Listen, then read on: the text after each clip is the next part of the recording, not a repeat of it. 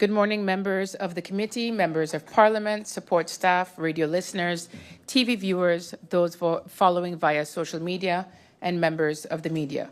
Welcome to this meeting of the Committee of Country Expenditures, what we usually refer to as CLU, number 3 for today, Wednesday, February 12, 2025. I would like to welcome the Honourable Minister of Finance, Ms. Marinka Gums, and her support staff. We have established a quorum of 4 members. Please stand for a moment of silence.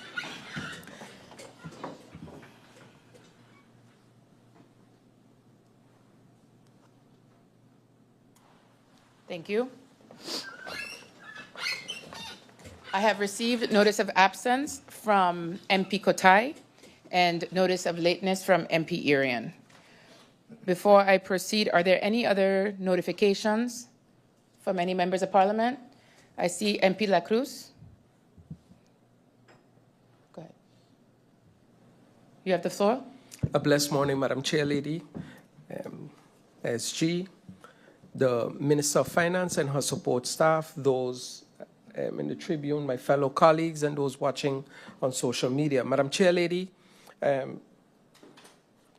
seeing that this is a meeting that has to do with the expenditures of government, and seeing the letter that we received yesterday, I am extremely worried because what I'm reading, what I'm hearing, what I saw is 3 different things. Madam Chair Lady, through you to the Minister of Finance, I'd like her to be honest, be clear with everything that has to do with the budget, all the mistakes that were made. Please, please, please come clear. Parliament is here to support, and if there's any mistakes, we want to know exactly what is wrong and where and how we can fix them. Madam Chair Lady, it is not time to play any type of games. In the beginning of the meeting, the budget meeting, I made it clear. I said I am not going to focus on the numbers. I'm going to focus on policies during my questions because the numbers made no sense and we continue to get new numbers every time and new changes while in the meeting because it was being rushed. So, Madam Chair Lady, through you to the Minister of Finance and the government in extension, please, please make sure we know exactly what is going on. Because right now, with this letter, I feel like I'm being lied to. Thank you, Madam Chair Lady. Thank you, MP La Cruz. I see that I have another notification from MP Duran. MP Duran, you have the floor. Thank you, Madam Chair. I would like to give a notice of lateness for my colleague, MP York, who is on his way. And Madam Chair, I would also like to dovetail on the point brought forward by my colleague, MP La Cruz. We sat here in December. It was brought up. My words when I began to speak on the budget was hartstikke spoed is zelden goed. And the reason why I brought that up, Madam Chair, is because there were many concerns brought forward by different members within the Parliament, whereas numbers weren't clear, things didn't make sense. Yesterday, we received a very vague letter in terms of referencing discrepancies and technical difficulties, but not saying what they were.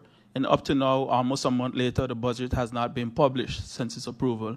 Madam Chair, I hope that through you to the Minister, some clarity can come and some honesty can come in how we're going to move forward with this so that we can continue with the people's business. Thank you for the opportunity.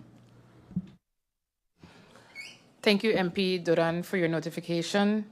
Just as a brief sort of comment on my behalf, just as a reminder as to the topic that we're here for to discuss today, and I will give the Minister of Finance the opportunity, if she so decides, to make a comment on this when she begins her presentation. But I do want us to bear in mind that the topic at hand today is our CLU to go over the tax assessment. And while this is a valid comment. I do not want to disregard what has been said previously. I just want to make it known that I will give that liberty to the minister to comment on it if she so decides.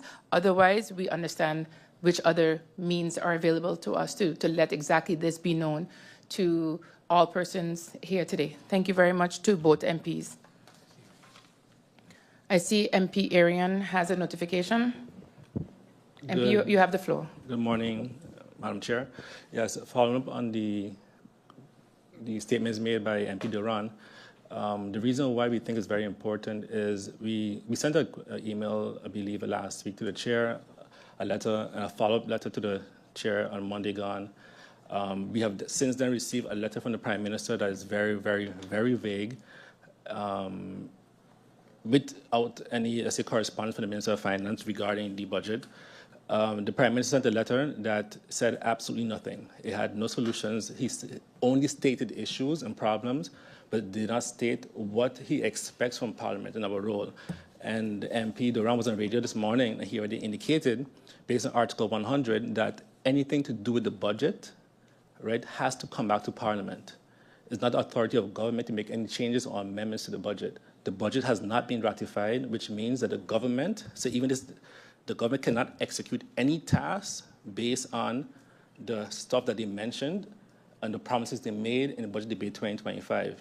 They're operating off of a budget 2024, which we created, as even the coalition members continuously mentioned that, hey, it's your budget. Yes, we created a budget in 2023 for 2024. So the government is operating on a vision of 2023, which means subsidies, COLA, vacation pay, among others, police officers, all of these are going to be affected until the budget has been ratified. I see the meeting schedule has been posted for the next week, and we have no indication of a CC or OVE or the next steps on this matter, which is the biggest legislation and the most important legislation for us as a body of Parliament. Thank you, Madam Chair.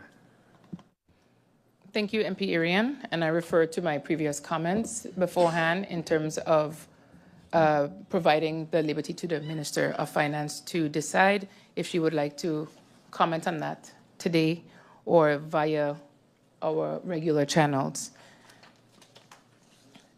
Thank you to all the MPs for your notifications. The agenda point for this committee meeting is discussion with the Minister of Finance on the report from the General Audit Chamber, audit into the process of ex officio tax assessments.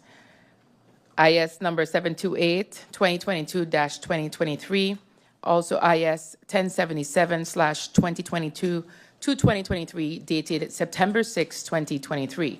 This meeting was requested by MP Sarah Westcott Williams. We go over to the agenda point. Parliament received the report audit into the process of ex officio tax assessments on April 26, 2023.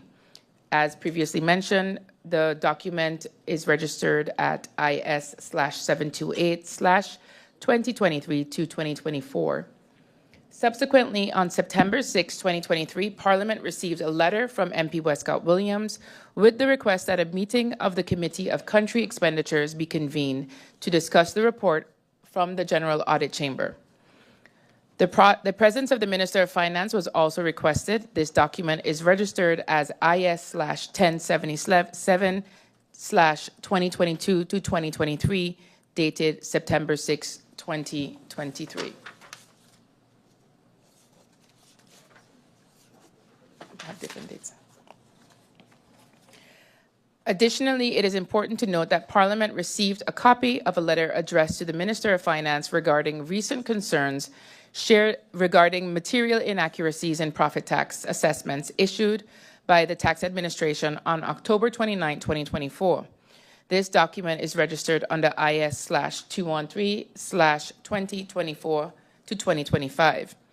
Parliament also received a focus audit titled Experiences with the Tax System from the General Audit Chamber on January 13, 2025. This document is registered under IS/458/2024-2025. These documents are mentioned in this context because they are related to the topic of the initial report of the Audit Chamber. At this time, I first give the floor to the requester of this meeting to elucidate her request. MP by Scott Williams, you have the floor.